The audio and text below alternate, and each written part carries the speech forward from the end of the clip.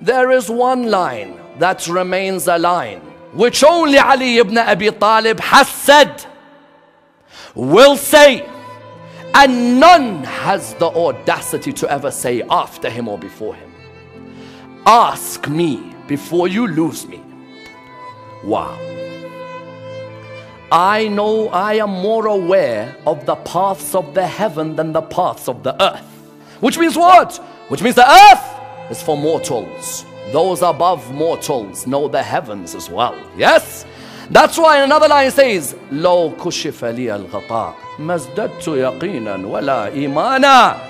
If the veils between me and Allah were removed, it wouldn't increase my iman and certainty in Allah subhanahu wa ta'ala. Wow, wow, wow. That is Ali ibn Abi Talib, not a historical personage. No. Before you go into Ali ibn Abi Talib, there is a man who's saying to you that remove all the veils between me and Allah, it does not affect my iman at all. When they came to him, they say, have you seen Allah? He said, how can I worship a Lord who I haven't seen? I haven't seen him with the eyes. I've seen him with the certainty of this heart. Yes, this heart has tasted the pleasure of Allah subhanahu wa ta'ala. I see the wonders in their actual essence, in their actual reality.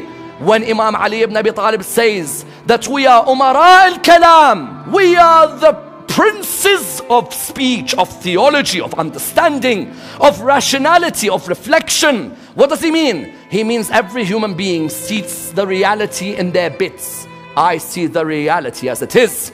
That's why the only man who ever existed who said, before I do anything, I see Allah before it. I see Allah in it. I see Allah after it. No man has ever been able to have the bravery to say these lines except Imam Ali ibn Abi Talib. When he says these lines, what's he trying to say to you? He's trying to say to you, if you trust me in what I guide you, believe me, I'll show you Allah subhanahu wa ta'ala. Have full faith in me when I say to you, ask me. Before you lose me, I'll show you the Lord and you will see the Lord in his clear brightness. And that's why when you look at the companions of Imam Amir al-Mu'mineen, his chosen disciples were the ones who say, he opened up to us in a way which others were not able to handle. For example, Kumail ibn Ziyad, you know Kumail ibn Ziyad had certain gatherings with Ali ibn Abi Talib where Imam Ali opens up to Kumail in a way where Kumail's like, you know what, I don't know what to believe about this man anymore. There is one hadith called the hadith al-haqiqah, the hadith of the reality. This hadith is vicious. This hadith is Ali ibn Abi Talib in a different world. Don't bring me the names of Zayd and Bakr and all of these. Bring me Ali. Kumail says, I'm riding my horse. Imam Ali's on the horse behind me. He said, I just turned around to him and I said, what's the truth?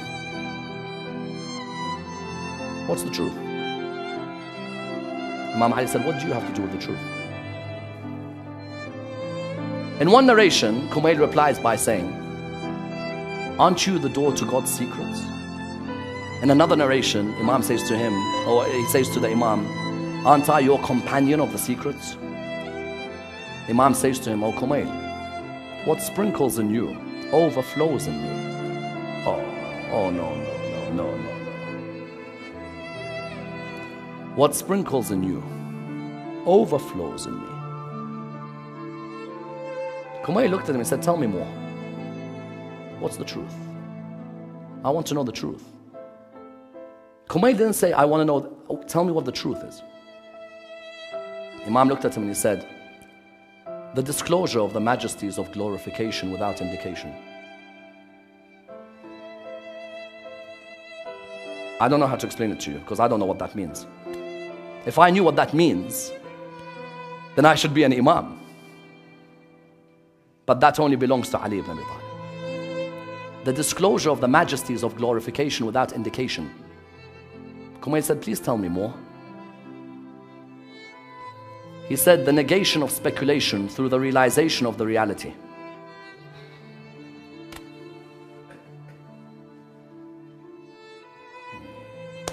History puts him as number 4. He says, please explain to me more.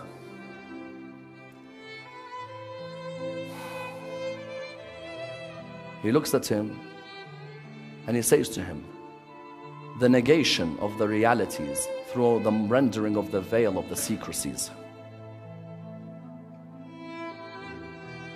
He says, please tell me more. He said, appreciating the divine oneness through apprehension of the attributes of the divine unicity. He says, please tell me more.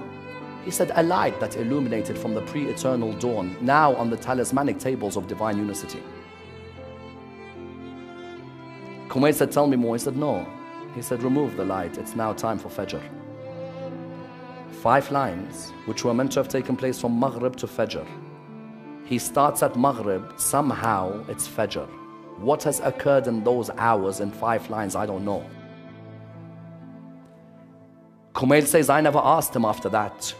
All I said to him is, what's the truth out there? He gave me 5 answers I could never understand. He'd open up only to a few. And that's why one day Kumayl says, I saw him put his fist into the earth. I said to him, Imam, what are you doing? He said, Kumayl, I have so much to give mankind, but they cannot take what I am. So I put my fist on the earth, because the earth understands me more than the people above the earth. I found Allah on the 19th of Ramadan. I said, how? I said, I saw a man killed in his sujood. And the first thing he did after being struck was give water to his killer. Whoever that man worships, I want to worship. Because if worshipping a God makes an Ali ibn Abi Talib Ali, I want the God of Ali ibn Abi Talib. If worshipping God, whatever God's name is, name me any name.